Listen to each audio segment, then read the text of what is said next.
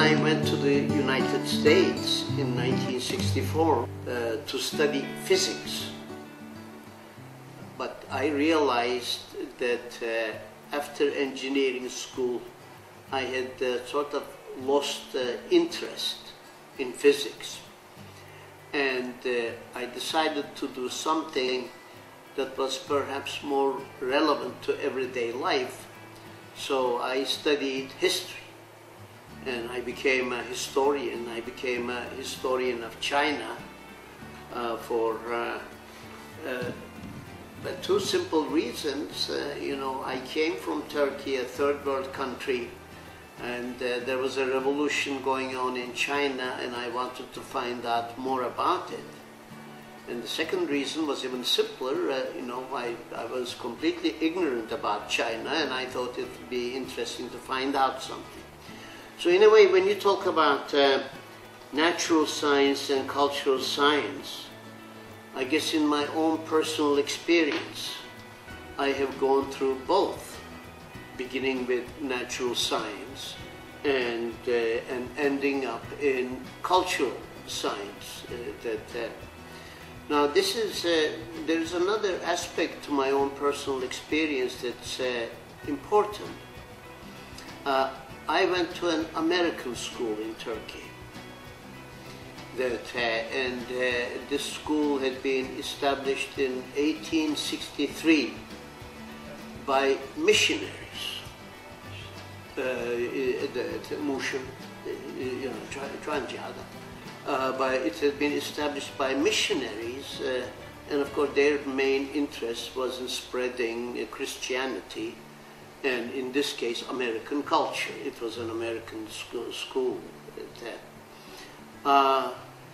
Until the 1930s, most of the students in the school were minority Christians from the Ottoman Empire and then Turkey. And the native Turks began to increase in number after the 1930s. I started in this school after elementary school at 11 çocuğum. I attended the school, and I was in the same school for 12 years, all the way through college. I finished college.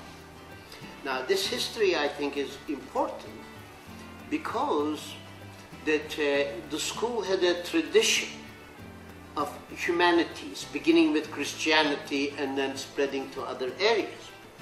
So even in the engineering school, there was an emphasis on the humanities, so that every engineering school had to take 2 years of humanities, a whole year, and it was again the content of the course was very interesting.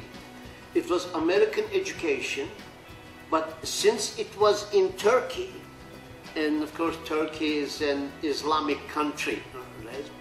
So that the humanities course included not just, let's say, European history and European literature, classical studies, etc., but also sections on Islam and Islamic development, etc. So if you like to use today's language, that the course was more or less multicultural because it was American education being conducted in Turkey with a concession in that. So it was very interesting that as engineering students, we had to go through this humanities course anyway, everybody. So it was an engineering education that combined, if you like, the natural and the cultural sciences, to use that language. And of course, for me, that combination has always been important.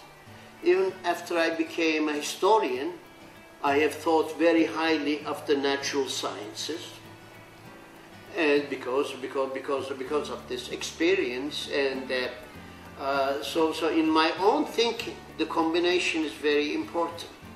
From the question you asked me, the problem really begins when you begin to practice it in a university environment. especially things have changed since then. In other words, all engineering students should also study humanities. And all humanities students should know something about the sciences. But in practice, this has become very, very difficult how to combine them in practice, regardless of what you think. Again, to skip now to a later period, that after I went to the United States and became a historian, I ended up staying in the United States. So all my life I have taught in American universities with a couple of visiting professorships in Hong Kong and the People's Republic of China. But my, aside from my own education, my teaching experience has been predominantly in American universities. So that's what this thinking. And it is recognized in U.S. education, U.S. educational institutions, that students should be exposed to both sides, both natural sciences and cultural sciences. When I was teaching history in Duke University, every once in a while there would be an engineering student come to my classes, take my classes. And of course, students in the humanities and the social sciences had to take some natural science courses. But the reality is that, especially for the students in the humanities and the social sciences, they take courses in the natural sciences, but they take it because they have to take it. Very few of them are really interested, and they take the simplest courses. If you like, if you can, like at Duke, there was a course geology. You can call it geology for idiots, sort of, So they take the course and they play with rocks, etc., and that's it. Then they forget it. So you wonder if it plays any kind of a lasting influence on their lives. They just take it because they have to take it. Now, for the science students, it's a little different. For the science students, it's a little different. I don't know what your experience is, and this has always been a thing. See, what we call the humanities, history, literature, philosophy, etc., that in many ways they are open to everybody, right? I mean, that there is no reason why a scientist cannot sit down and read a novel, right? There is no reason why a scientist cannot sit down and read a history book or a philosophy book. Philosophy perhaps is a little bit more complicated, but what we call the humanities are easily accessible to people in the natural sciences. Whereas the natural sciences are not as easily accessible to humanities and social science students. I mean, you have to understand mathematics to understand physics, right? That even feels like biology. When I was going to school, when I was in middle school and high school, biology was very descriptive. You had the zoology, you learn the names of animals, what's a family, what's a species, etc. But now, even those with the advance of physics and physical chemistry, even those have become highly mathematical. So a person without a training in mathematics cannot just sit down and read it.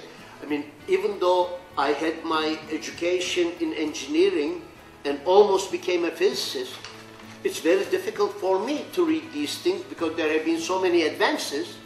I don't understand it. Even my long education in the sciences leaves me adrift when it comes to understanding something that's going on. And of course, after a while, because your field is different, you don't have time to make all the effort to keep up with everything. So there is a separation, inevitable separation. And I think that that really is unavoidable in my view, that there is nothing you can do about this, still I believe in the necessity of students in the natural sciences taking courses in the humanities and social sciences, because the example is this. I just said anybody can read a history book, but it's really very interesting that history itself, historians when they talk to one another, that itself can get very complicated. So, you know, the popular notion of history is not the same thing as the professional historian's notion of history. They deal with problems. And I always use the example, for instance, in the US, you look at history books that become popular. New York Times bestsellers and everything. Well, a lot of those are written by you, what you would call amateur historians. And the kind of history written by professional historians, the public often thinks it is very boring. You know, who cares about the Marxist idea of modes of production or something, or whether or not that's a historical. So even a field like history can get very technical. The recent developments in cultural studies, as you know, especially from the 1960s, became very theoretical. So literature people these days speak in such a way that you cannot understand unless you have the training. So both sides have become very problematic. In other words, being a professional in a discipline means using a particular kind of language. And that goes for the natural sciences, if you like, the language of mathematics. But that also goes for the historical and social sciences, for cultural studies. There is a specialized language. So it is important, let's say you are an engineering student, still to understand how professional literature or history people talk to one another. And of course it's very important for the people in the humanities and social sciences to understand. But the content of the humanities now is very complicated. It's not humanities, just humanities and natural sciences, or it's not just the social sciences and the natural sciences and the humanities. The content of each of those has become very complicated.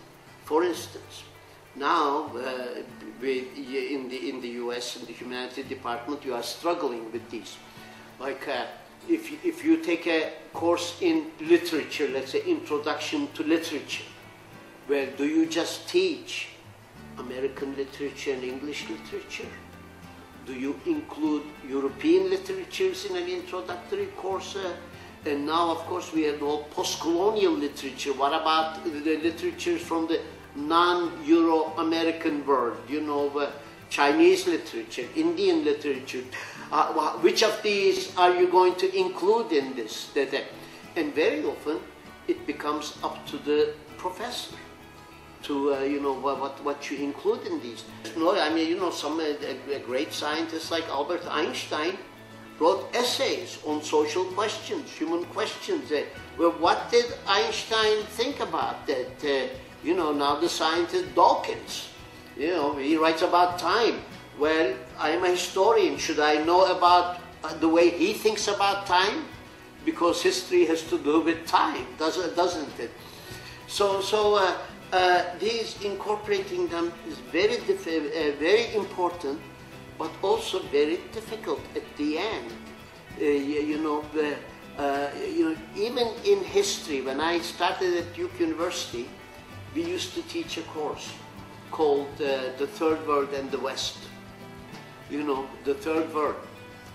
Even in that course, the 5 professors couldn't agree what we should include in the Third World. You know, Africa, Latin America, Asia, which country, and we have different specializations, right? I'm a China historian, so I want to include China. Somebody is Latin America. So in the end, we couldn't even agree, so the course broke down so that we each taught our own course. Okay, then you could choose. So we have to keep these things in mind, that the idea is very good. How to put it into practice, really depends on particular institutions. There's no way that one, let me use that expression, one size fits all. You know, that what's in American education may not be appropriate for education in Taiwan. What's in American education in Harvard University may not be appropriate for the University of Oregon. I taught in each places. So this place location becomes very important on how you try to bring these things together.